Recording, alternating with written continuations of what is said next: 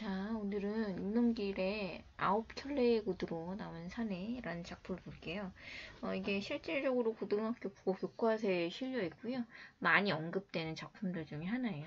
우리가 이제 고등국어 가서 문학 소설 읽을 때 하나의 팁을 주자면 요즘에 이제 일단은 일제강점기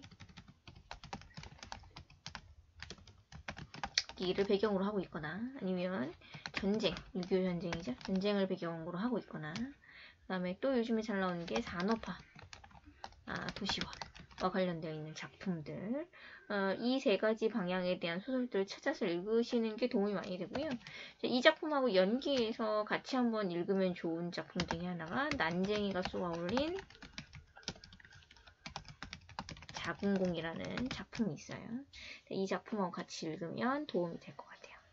자, 어쨌든 일단 소설을 본격적으로 한번 볼게요. 자, 일단 소설이라고 얘기를 했고 산업화니까 당연히 소외된 인물에 대해서 이야기할 거다라는 걸 아셔야 돼요. 산업화에 대한 소설들이 주로 얘기하는 것 자체가 그 과정에서 소외된 사람들의 아픔을 이야기하고 있는 소설들이 많이 있거든요. 대체적으로 그런 소설들이 시험에 나옵니다. 시점 1인칭이고 관찰자예요. 이제 1인칭 관찰자 시점을 우리가 정리를 많이 해봤는데 한번 해볼게요. 다시 1인칭이라는 건 서술자가 어디다? 서술자가 나다. 그죠? 그리고 이 나는 어디 존재한다? 작품 안에 존재한다. 근데 여기서 가장 중요한 거 나는 뭐는 아니다. 주인공이 아니야. 주인공이 되면 안 돼요. 주인공이 되면 1인칭 주인공 시점이 돼버리지. 그지? 그러면 나는 여기서 누구냐? 관찰자다. 자, 라는 사실 중요하고. 그러면 이 작품에서 주인공은 누구냐면 권씨라는 사람이에요. 이름은 안 나와요. 이름이 나오는 것 같기도 한데 어쨌든 권씨로 서술되어 있습니다. 이 권씨가 그거죠. 소외된 인물인 거죠. 그죠? 산업화에서 소외된 인물을 상징한다. 이렇게 볼 수가 있죠. 그래서 간단히 얘기하면 이 1인칭 관찰자 시점을 한 줄로 요약하면 이렇게 얘기해 볼 수가 있어요. 서술자인 나라는 인물이 주인공의 말과 행동을 관찰하여 서술한다. 이렇게 정리해 볼 수가 있네요. 자, 상징적 소재. 여기서 말하는 상징적 소재는 뭐냐면 제목에도 나와 있죠? 뭐겠어요? 구두입니다. 상징적 소개, 구두예요. 구두를 통해서 인물의 심리나 성격을 얘기를 하는 겁니다. 여기서 얘기하는 현실의 모순이라는 건 뭐예요? 산업화의 부조리한 모습이겠죠. 그치? 그래서 이런 소외된 인물들이 겪고 있는 어려움 이런 거에 대해서 얘기를 할 겁니다. 자, 근데 소설이 지금 뒷부분만 나와 있어요. 그래서 간단하게 권씨라는 인물에 대해서 정리를 한번 해볼게요. 자, 권씨는 어떤 인물이냐면 일단은 출판사를 다니던 평범한 사회원이에요. 회사원. 사회원이야. 회사원이죠. 원이었고요. 그러니까 일반 서민이었다는 거죠. 근데 이 사람이 어떻게 됐냐면 집장만, 자기 집 장만을 위해서 철거민 입주권을 삽니다. 입주권을 구히 얻어가지고 광주 대단지에 20평 집을 분양받아요. 20평 집을 분양받아요. 그러니까 무슨 뜻이냐면 요즘 말로 하면은 솔직히 말하면 요즘에도 마찬가지죠. 재개발 하잖아요. 그죠? 재개발 하니까 재개발이 되면 아파트가 새로 만들어지죠?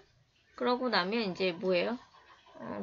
거기 입주하는 사람들이 있잖아요. 그죠? 그러니까 얘도 이제 그런 식으로 입주를 하려고 했던 거예요. 그죠?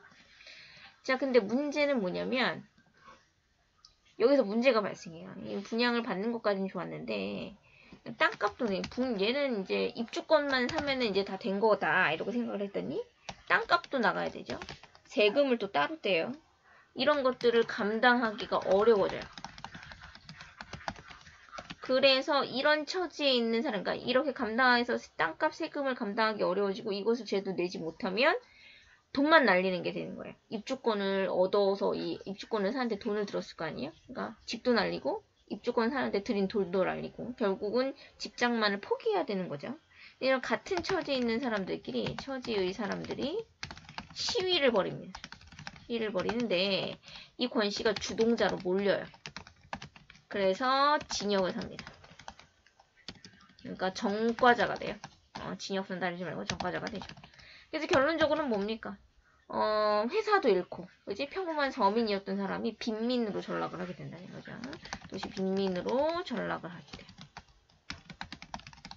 그런 인물이에요. 그래서 이런 사람이 그리고 빌려서 경찰에 감시도 당합니다. 감시를 당하게 되고요. 이런 사람이 나의 집에 전세를 살러 와요. 나의 집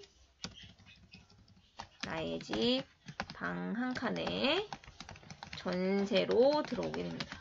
그래서 이 경찰이요 나에게 부탁해요. 권 씨를 감시해달라고. 경찰이 나에게 권 씨를 감시해달라고 부탁을 합니다.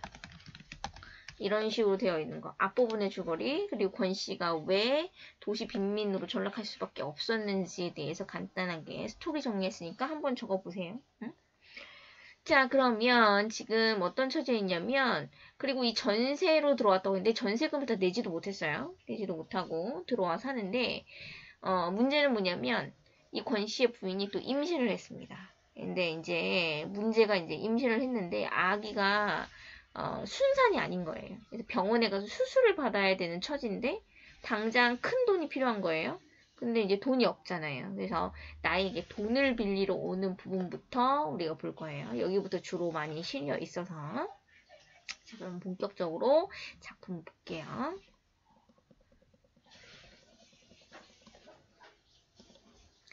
자, 위기 봅시다. 자, 발단 전개, 위기 절정 결말이죠. 위기는 갈등 심화예요. 자, 오후 수업이 시작된 바로 뒤에 뜻밖의 권 씨가 나를 찾아왔습니다. 자, 왜 찾아왔는지 알죠? 돈 빌려달라고. 때마침 나는 수업이 없어서 교무실에서 잡담이나 하고 있는 중이어서. 자, 여기 밑줄 해볼게요. 교무실에서 잡담이나 하고 있는 중이다 라고 얘기했으니까 여기서 나의 직업이 뭐라는 사실을 알 수 있어요. 교사라는 사실을 알 수 있죠. 그러니까 교사니까 안정적인 직업인 거죠. 그지? 안정적인 직업이고 그 다음에 월급도 따박따박 받는. 그러니까 나는 일반 서민이란 말이에요. 자, 수의로부터 경비 아저씨를 수의라고 하죠. 연락을 받자 곧장 학교 정문으로 나갈 수 있었습니다.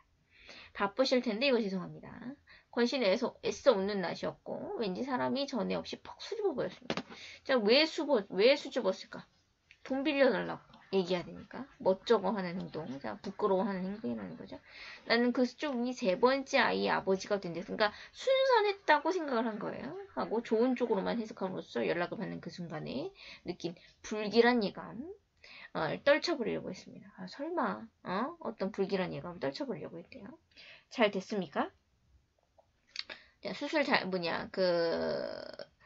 잘 됐으니까 병원에 간 건 안 거야, 내가. 그래서 뒤늦게마다 오 선생 말씀대로 획기망정이지 끝까지 집에 버텼다간 큰일 날 뻔했습니다. 녀석인지 년인지 모르지만 아들인지 딸인지 모르지만 애비 혼 좀 나라고 어영 애를 먹이는군요. 수줍게 웃으며 왜? 돈 빌려달라고 얘기해야 되니까. 발부리로 뜰 모른 글씨인지 그림인지를 자꾸 그렇습니다. 먼지가 풀뿌리는 언덕길을 터벌터벌 올라왔을 터인데도 그의 구두는 놀랄 만큼 반짝거렸어요. 나를 기다린 동안 틀림없이 바지가랑이 뒤쪽에다가 양쪽 발을 번갈아가며 문지르고 있을 겁니다. 자, 구두를 깨끗하게 닦았어. 이 사람의 습관 같은 거예요. 자, 이 사람이 찾아온 이유는요. 10만원 가까이 빌릴 수 없을까요? 라고 나왔죠. 자, 권 씨가 나를 찾아온 이유가 나왔어요. 권 씨가 나를 찾아온 이유죠. 수술비 빌리라는 거죠. 수술비를 빌리려고 온 거예요. 그는 아까의 수줍음이 싹 가시고 도발적인 감정 같은 걸로 그득 채워진 얼굴로 내 면전에 부르죠. 무슨 뜻이야? 뻔뻔하게 요구했다는 거예요. 이제 뻔뻔하게. 왜냐하면 돈을 빌리는 것 자체가 어떤 거예요? 되게 좀 비굴해 보이지. 근데 이 사람 자체가 어떤 거냐면 자기가 가난해요. 그리고 집도 잃었어요. 처지가 안 좋지만 자존심 하나로 버티고 있는 사람이에요. 그러니까 돈을 빌리긴 빌리되 어떻게 자존심까지 무너